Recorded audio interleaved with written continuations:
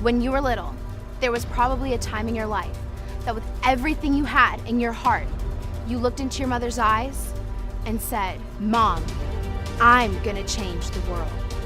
You didn't mention wanna. No time for maybe. Not even a when I grow up. It was just a dream and you believed it.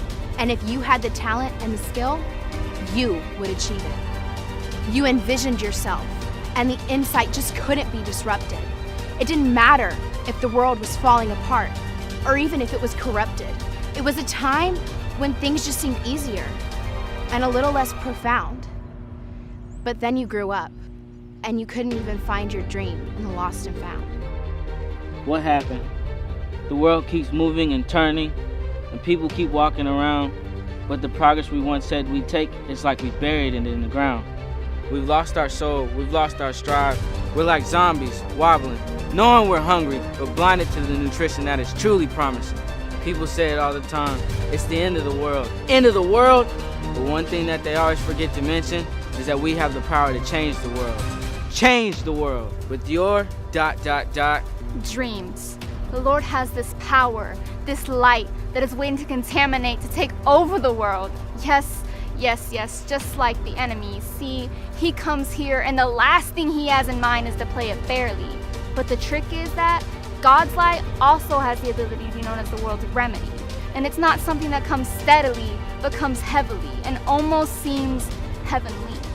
But he can't do it alone. He needs his people, his disciples, and he's out there looking for someone right now. No, he's looking for you. And you may say, I don't think I'm qualified.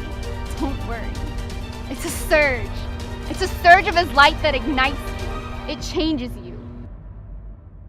Not just a trip to the shop of a repair, but it transforms you. It's a boost of charge that increases the potential that is currently flowing through you.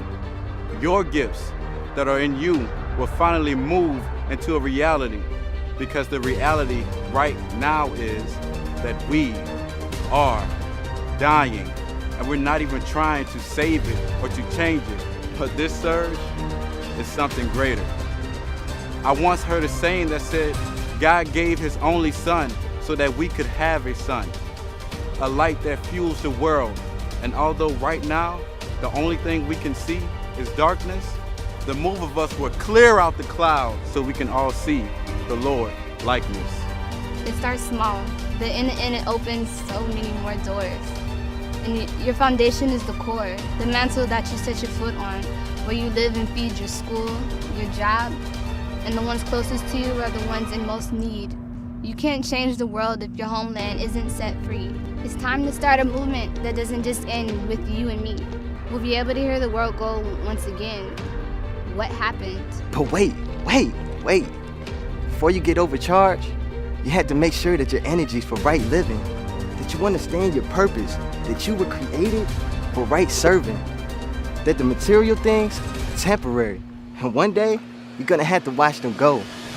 But the relationship with someone's name that's carved in stone is forever.